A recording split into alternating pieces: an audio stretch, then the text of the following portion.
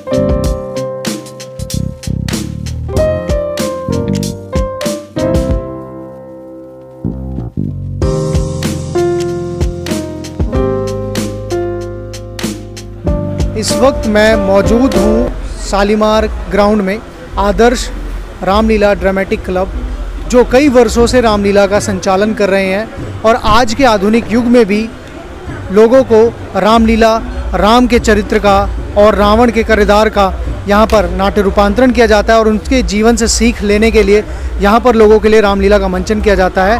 तो उसी सिलसिले में मेरे साथ यहाँ पर लक्ष्मण का किरदार निभाने वाले रावीश गौतम जी हैं। आइए बात करते हैं उनसे किस तरह की तैयारियां चल रही हैं और किस तरह से रामलीला का मंचन किया जाता है। रावीश जी, जय श्री राम। स्वागत है आपका हमारे चैनल में। हाँ जी। आज के जो आधुनिक युग में रामलीला बहुत पछड़ती सी नज़र आ रही है, लेकिन फिर भी आपने इतने भव्य आयोजन के साथ रामलीला का जो प्रदर्शन किया है, क्या कहना चाहेंगे? देखो, आपने पिछड़ता वर्ड यूज़ किया, लेकिन हम इस बात को मानते नहीं हैं, क्योंकि ये हमारा 43वां मंचन है इस साल। हम 42 साल से रामलीला करते आ रहे हैं और मैं तकरीबन इस रामलीला से 22 से 23 साल से जुड़ा हुआ हूँ। तो मैं मेरे ख्याल से 6th क्लास में था तब से रामलीला कर रहा हूँ। तो अभी मैं लक्ष्मण का रोल निभा रहा हूँ। मैं अपने आप को सौभाग्यशाली समझता हूँ कि मैं अपनी संस्कृति से, अपने इस धर्म से जुड़ा हुआ हूँ और हम इसको एंजॉय भी बहुत करते हैं। रावीश जी, जिस तरह से एक बहुत मुश्किल समय गुजरा है, कोरोना काल, और उसके बाद फिर से रौनक लौट आई है हिंदुओं के खास करके तीज त्योहारों में, तो इसे किस तरह से आप देखते हैं?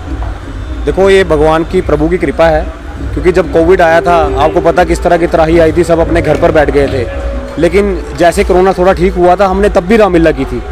हम मतलब रामलीला वाले बैठ नहीं सकते घर पे, हमने तब भी रामलीला की थी। हमारी तब भी कोशिश थी कि हम प्रभु राम का नाम लें और हमने लिया था। और अब सब कुछ ओपन हो चुका है, सब कुछ ठीक हो चुका है। मैं बार बार वही बोलूँगा कि हम लोग सौभाग्यशाली है कि हमारा धर्म और हमारी संस्कृति आगे बढ़ रही है।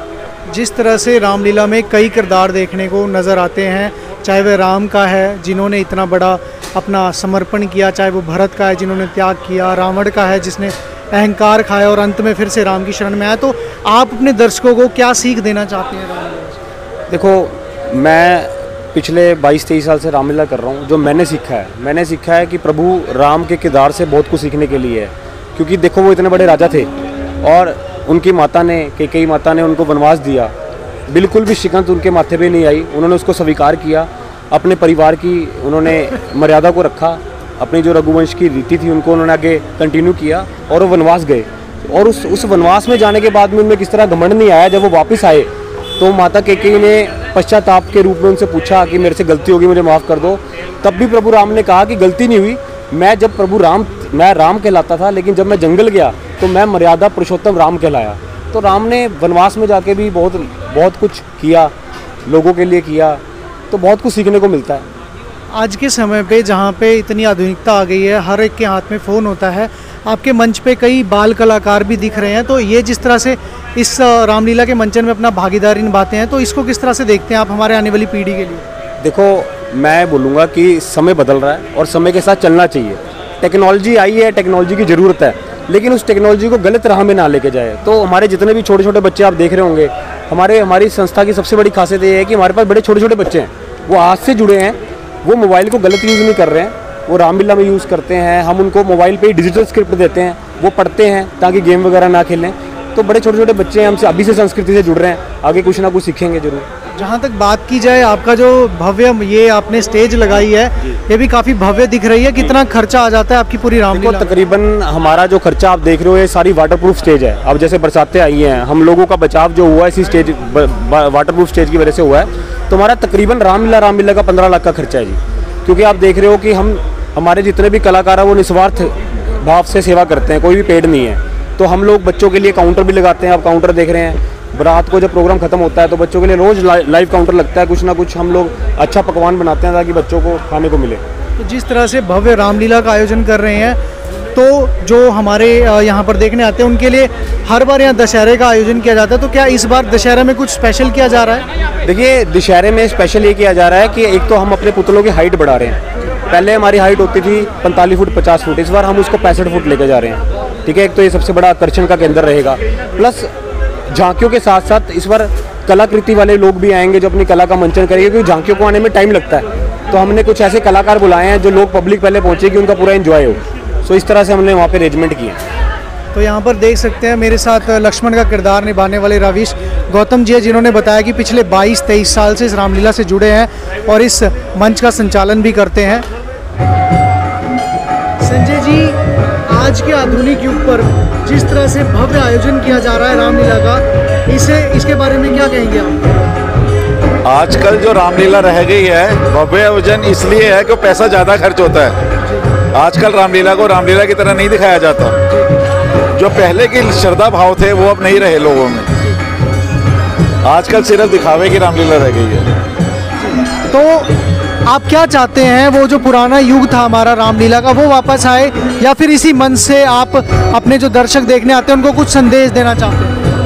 उस तरह का अगर हम माहौल चाहें भी तो दोबारा नहीं ला सकते, क्योंकि चेंज हो चुका है। जैसे कहते हैं करेंसी में डिजिटल आ गया, तो इसमें भी अब लाइट एंड साउंड वाला आने शुरू हो चुका है। तो वो हम चाह के भी नहीं ला पाएंगे।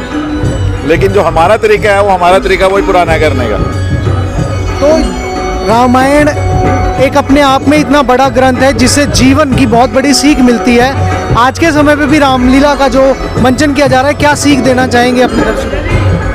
हम रामलीला के जीवन, रामलीला से सीखते क्या है, अगर उसको अपने जीवन में उतारें तो हम बहुत कुछ सीख सकते हैं। लेकिन वही है ना कि हम यहाँ पे आए, हमारे में अपना भाव आ गया रामलीला से, हमने क्या वो लेना है। लेकिन बाहर जाते फिर वही है ना, जब तक उसको अंदर पूरी तरह से ग्रहण नहीं करेंगे उसको हम कोई फायदा नहीं करने का।